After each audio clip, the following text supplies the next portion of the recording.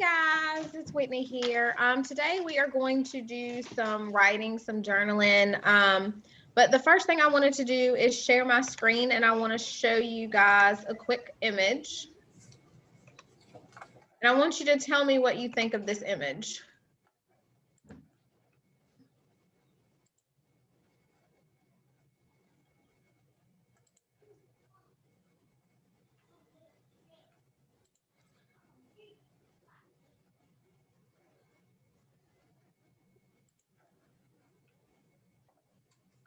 Took me way too long to realize that's a mask. Yes, it's a mask. So what do you guys think? It's cool. Any thoughts on the saying on the mask, or?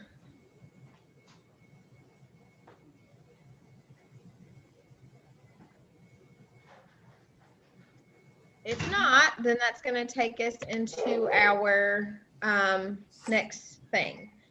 So let me make sure I have that pulled up, and then I'm going to share that screen with you guys.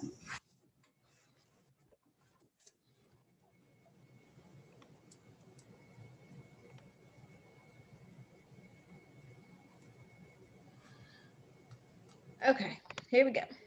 So the next thing I want to do was, does anybody know who was on that mask? Not the words, but who the person was. I forgot her name, but the girl, the young lady who did the poem at the inauguration last night. Right. So what we're going to do is, her name is Amanda Gorman, and we are going to listen to her speech because our topic for today is poetry.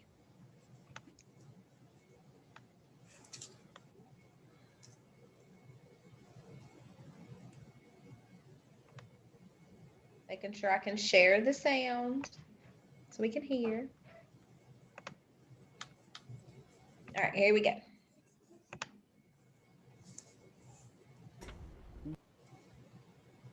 Maybe not. Dr. Biden, Madam Vice President, Mr. Emhoff, Americans, and the world. When day comes, we ask ourselves, where can we find light in this never-ending shade? The loss we carry, a sea we must wade. We've braved the belly of the beast. We've learned that quiet isn't always peace. In the norms and notions of what just isn't always just is. And yet the dawn is ours before we knew it. Somehow we do it. Somehow we've weathered and witnessed a nation that isn't broken, but simply unfinished. We, the successors of a country and a time where a skinny black girl descended from slaves and raised by a single mother can dream of becoming president, only to find herself reciting for one. And yes, we are far from polished, far from pristine, but that doesn't mean we are striving to form a union that is perfect. We are striving to forge our union with purpose, to compose a country committed to all cultures, colors, characters, and conditions of man.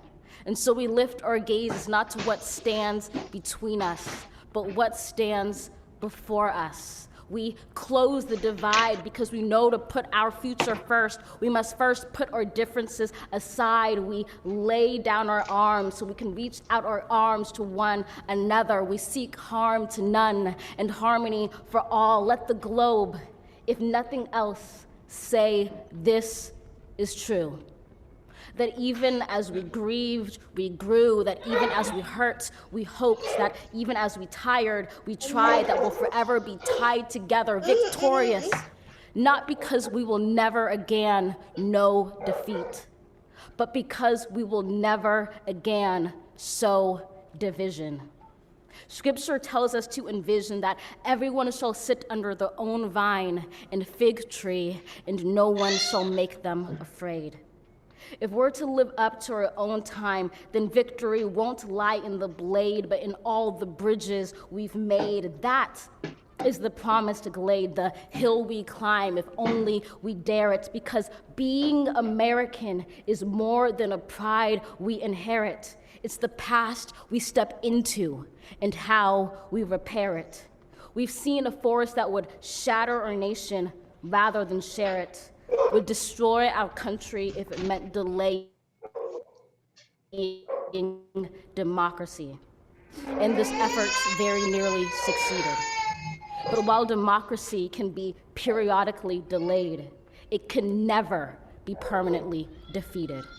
In this truth, in this faith we trust, for while we have our eyes on the future, history has its eyes on us. This is the era of just redemption. We feared it at its inception. We did not feel prepared to be the heirs of such a terrifying hour, but within it we found the power to author a new chapter, to offer hope and laughter to ourselves. So, while once we asked, how could we possibly prevail over catastrophe?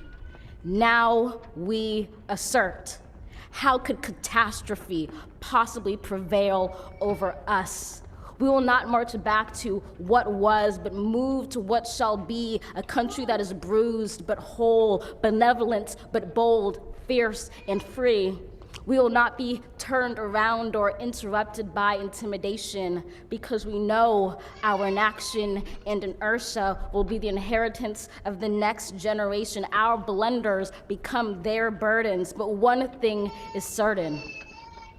If we merge mercy with might and might with right, then love becomes our legacy and change our children's birthright.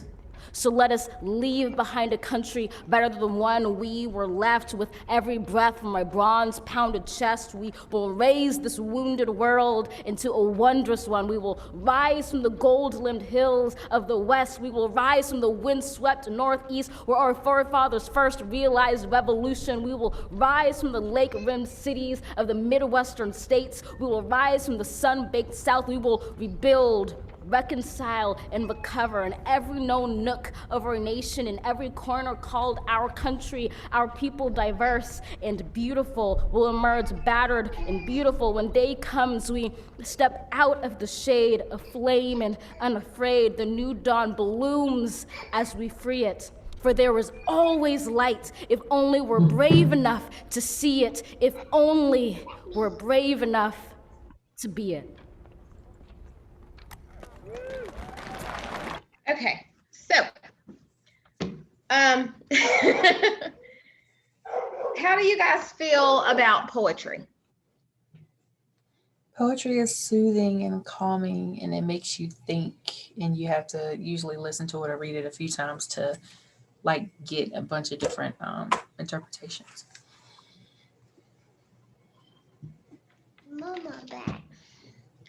So with poetry today, I want you guys to grab a sheet of paper, grab a pen, and it doesn't have to be a long one. It can be a short one, but I want you to write about something that you feel very strongly about.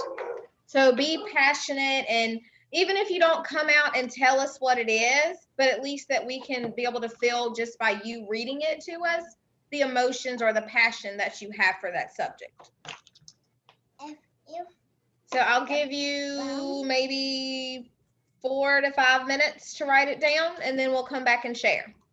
And not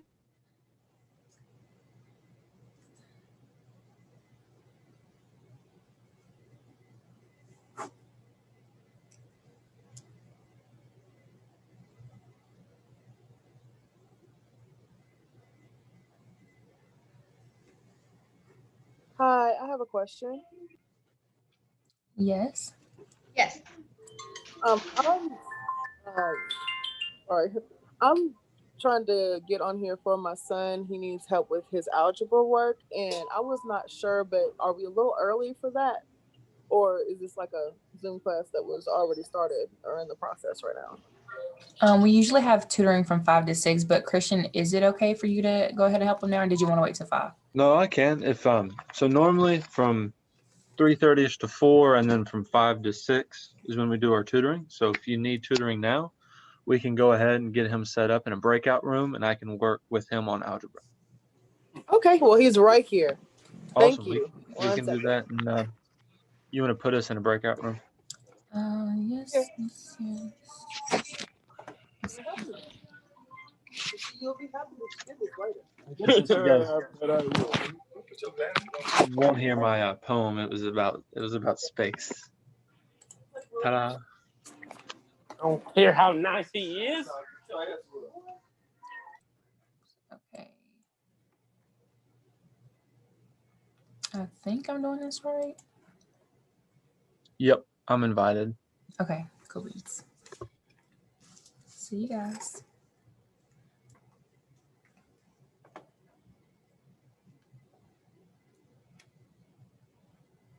Alrighty. I'm still working on my poem.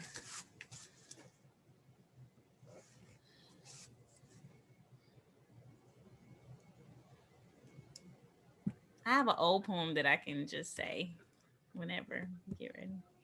Okay, that's fine. I'm still working too. But I mean, if you want to share, go right ahead. So I did.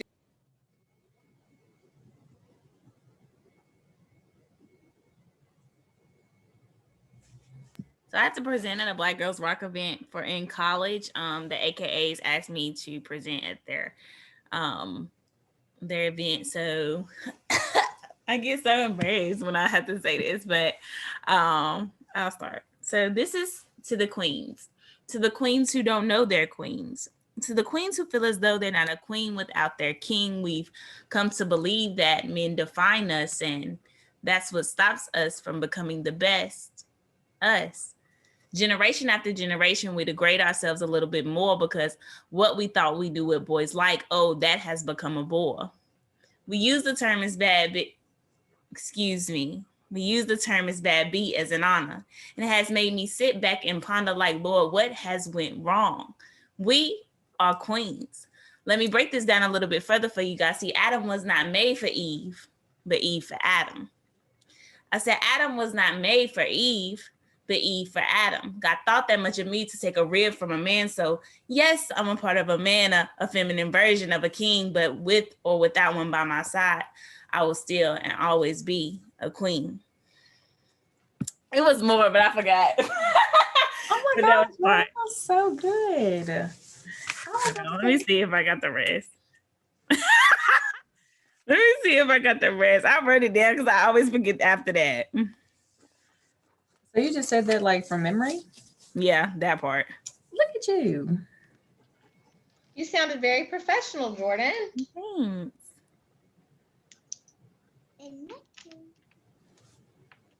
I think it was like, but put a smile on your face and never frown, because just like the rising of the sun, like the day, our queenship has only just begun. So Hey. that was the end of that.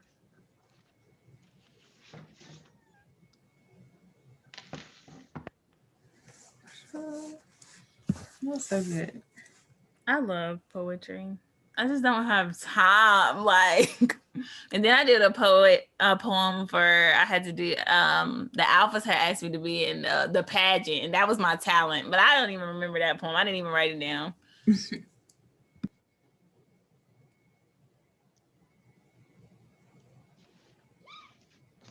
Well, I'll share mine while Kiana's still working. I just did a short one. I don't have nothing on this paper but the title. Oh, well, you keep working. Tiny little toes, a wrinkled little nose, 2 hands to hold, a whole world to mold. Fights to break, dreams to make, cups with no lids, for they are all grown kids. Oh, Tinky Winky.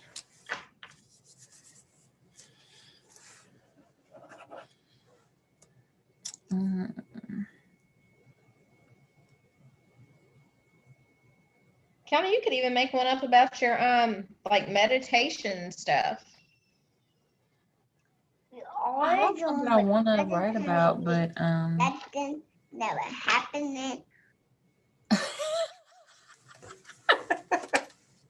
didn't know what they were saying. Is that your daughter? No, that's my son. Apparently he's reading his poem that he's been over here writing. Oh.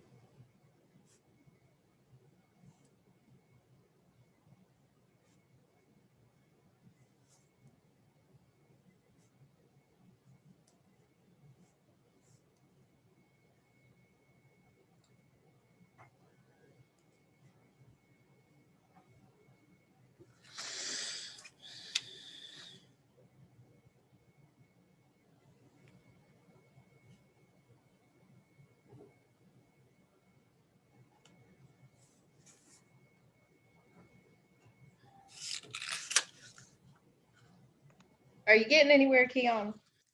No, when I tell you I have a creative block the size of Montana, I don't know what to put here. Okay. Well, we'll give you until the next writing class for you to be able to share. You and Christian both can share then. Okay. To tie into our Black history before my session is over, I wanted to ask you guys, have you ever heard of Phyllis Wheatley? My mouth. I think that she's an author, right? Either an author or a poet. She is the first African-American author of a published book of poetry. She was born in West Africa and she was sold into slavery at the age of 8. She was transported then to North America where she was enslaved by the Wheatley family of Boston. Oh my God. She wrote her poetry during the Revolutionary War. The family that she was enslaved to taught her how to read and write, and they encouraged her poetry when they saw her talent. So they actually helped her instead of hinder her to become who she was. And that is all I have for you guys today. Great. Listen.